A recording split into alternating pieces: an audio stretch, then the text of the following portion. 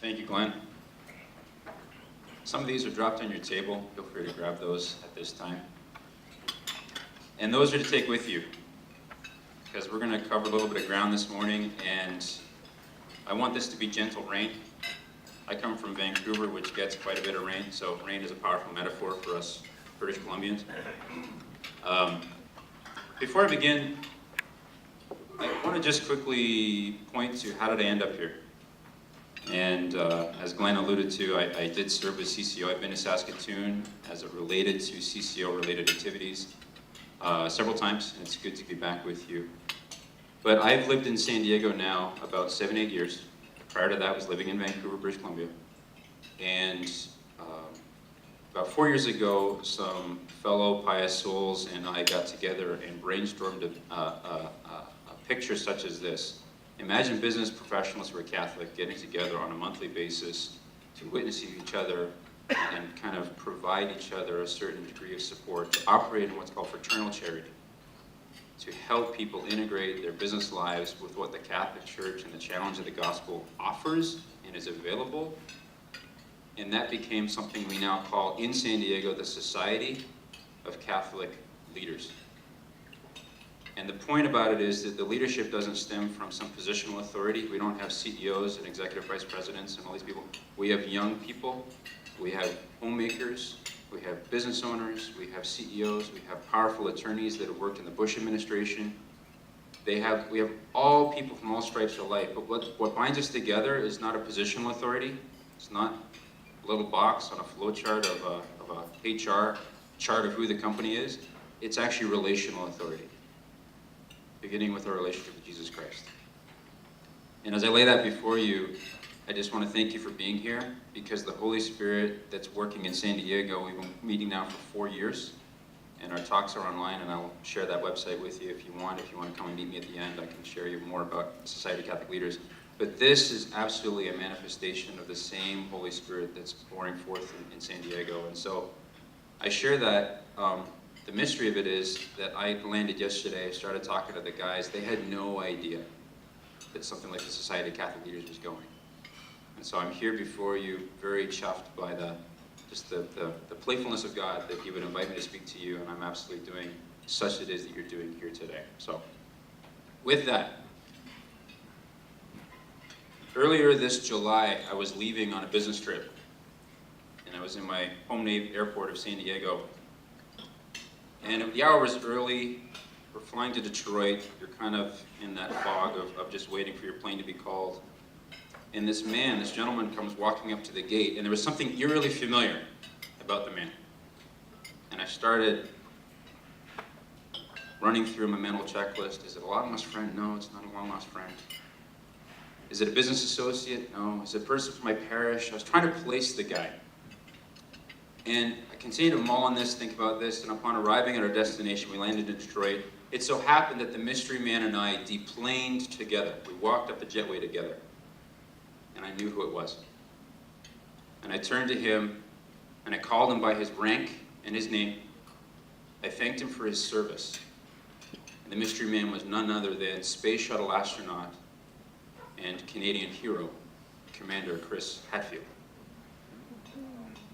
And I share this story because it may seem like this morning we're a bit like people bunched together in a departure lounge at an airport. We're about to go on a trip.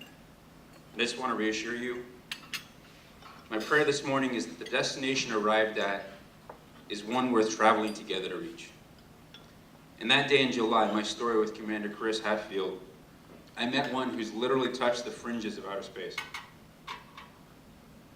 I pray in this room today that the things of heaven would draw close to us. I invite you to take this morning what I will describe as a sacred pause. Let's turn off our cell phones. Let's set kind of the stuff of the world that's out there. Let's just put that on hold for just a time. Just give this time to God. It says in the Gospel of John, immediately following the resurrection, Jesus stood as among his disciples in the upper room. And think about the moment. Jesus has just won the salvation of the world. He's risen from the dead and standing in the midst of his disciples who were very much spiritually and emotionally shattered from the events of the crucifixion. Jesus stands in their midst and says, "Peace be with you." I say likewise, have peace. Set aside the distractions, give this time to God. My prayer is you would be encouraged, you would leave here affirmed, you would be given a glimpse of some aspect of God and his call for your life that you did not have before. So just by a show of hands, how many in this room know someone who is a fallen away Catholic? Okay. And just by the same sort of follow-on question, how many of those know somebody that's in your family that's a fallen away Catholic? I'm not surprised. I speak to you as one who shares the spiritual grief of that. And I'm no theologian, I'm no specialist, I'm not an expert, I'm not an apologist, but I have had some experiences which have shaped my Catholic identity, have given me perspective of the times and the season of history in which we live, and have caused my faith to mature. One of these formational experiences occurred when I was a student at the University of British Columbia. I had the opportunity to take a year off of my studies and serve the Catholic Church for a ministry called Reach. Reach is similar to NET, but based more focused on the Western US states and Western Canada, and that resulted in my coming across people from CCO and my involvement with CCO. But at 19 years of age, I left my home to work as a missionary to youth and young adults, working in parishes and communities across Western US and Canada, from Calgary, Alberta, down to Southern California. And it was during that year I met hundreds of people who were culturally Catholic. They were baptized, yes, but had a very shallow and thin faith. They were uncatechized, and as my year of service unfolded, again, my primary audience was teenagers and young adults. I was a youth minister, if you will. But I found myself witnessing to Catholics, to non-Catholic Christians, including evangelicals and Byzantine Orthodox, to Mormons, and to the unchurched public, people of all ages and walks of life. And as a 19-year-old, this experience caused my faith to shift. I began to understand for myself in my own personal experience these words from John Paul II. This is from his encyclical Redemptoris Missio. This is the words of John Paul. The mission of Christ the Redeemer, which is entrusted to the church, is still very far from completion. And as the second millennium after Christ's coming draws to an end, an overall view of the human race shows this mission is only still beginning. We must commit ourselves wholeheartedly to its service. It's the Spirit who impels us to proclaim the great works of God. And then he quotes from the first letter of Paul to the Corinthians, "For if I preach the gospel, that gives me no ground for boasting, for necessity is laid upon me. Woe to me if I do not preach the gospel." My year on Reach was in effect one of living out the parable, to work in a vineyard, and I discovered the vineyard was much larger than I initially expected it to be. And thus I began what I will call an apprenticeship in evangelization. I began to learn how to live out my faith and to encourage others to do likewise. And today, 20 plus years on from that missionary year, I'm just an advanced beginner, guys. No specialist, no theologian, no expert. I'm an advanced beginner. But as I will share in my talk, evangelization emerges not from a place of expertise, but from recognizing God's presence in the minute details of a person's life. And to quote the letter of St. James, when you draw close to God, he will draw close to you. Having said that as prologue, I just want to tell a story. About 5 years ago, traveling with a business associate in Dallas, Texas, and I'll call the gentleman Roger. And Roger and I were on this trip to a sales call, and as we're chatting in the car, I learned he's a Catholic. And as he and I talked about our Catholic upbringing and living in different parts of North America, and the parishes he was in, and the grade schools he went to, etc., a picture of Roger's Catholic identity began to emerge. He attended Mass every Sunday. He is what you would describe as a faithful Catholic. But what became evident as we drove, as he described his religious practice in this kind of tired resignation, somewhere along the way, he'd lost a sense of why he believed in the first place. In a word, he just did. And as he talked, just by the grace of God, I was given this insight. I perceived that in his lived experience as a believer, Roger was just simply going through the motions out of some custom. He had to use the expression, this kind of Catholic's 1,000-yard stare. As we continued to drive, I consciously took the risk. Again, I had this sense like he just lacked himself a sense of the sacred. It wasn't real to him. It wasn't meaningful. It wasn't heartfelt. And I just took a risk and asked a question. I said, Roger, what is grace?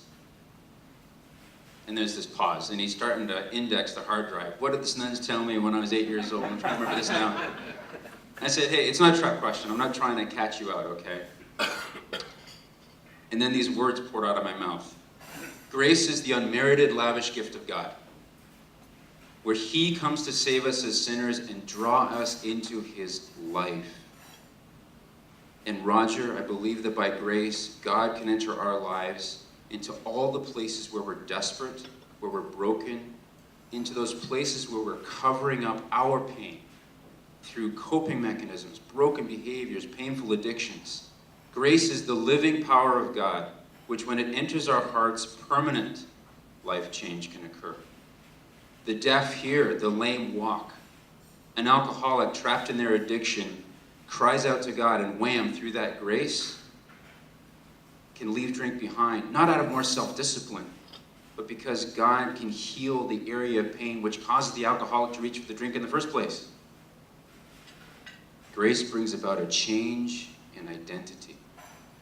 And I quoted from Ephesians chapter 1, not just sons, but heirs to God's kingdom. Roger, think of it. And I'm thinking in the back of my mind, whoa. And this loaded silence unfolded, and on an ordinary morning in Dallas, Texas, God drew near. It's what the Celtic Christians call the veil getting thin. And what followed was a beautiful conversation between Roger and I. He admitted it had been years, decades even, since he had heard the good news of salvation. So I share this story because it illustrates the dynamics when we attempt to bring Christ to others, particularly in our workplace, particularly to business associates. Start with noticing Roger's spiritual barrenness. The condition of his life, he's a good guy, but long ago lost a sense of who God is and what God's calling him to do. And I think if you pulled the layer of his life apart, you discover he had friends that he could probably watch a football game with, a hockey game with. He could hang out with you, but he probably didn't have friends that he could share the messy stuff of life with, his struggles, his battles. And if you're deprived of rich, deep, life-giving relationships, it's a very small conclusion, a very small next step to make the agreement that God's kind of absent too. The philosopher Thoreau observed as much when he wrote, "Most men lead lives of quiet desperation and go to the grave with the song still in them." God somehow gets lost in the pace and pattern of life. And if you think about today, with all the smart devices, this kind of expectation of you being technology enabled, it shoves upon us a quest for efficiency that breaks down the workday into a series of incidents where we have to demonstrate our utility. For many business professionals, God gets squeezed out of that equation. In fact, John Paul II said as much when he said, "When you have no God, you have no possibility of forgiveness." And I know for myself and for others that I speak to, the enemy has been very successful in masking this desperation, this crying out of our hearts, and locking us into what I'll call an atheism, a godlessness, by burying us in this busyness. Productivity-related stress, the next deadline, building and then meeting budgets, delivering projects on time. These forces can yield workplaces which are intensely competitive. They're not collaborative environments. In fact, 200 years ago, before the Industrial Revolution, You learned your trade, your skill, your craft alongside a master.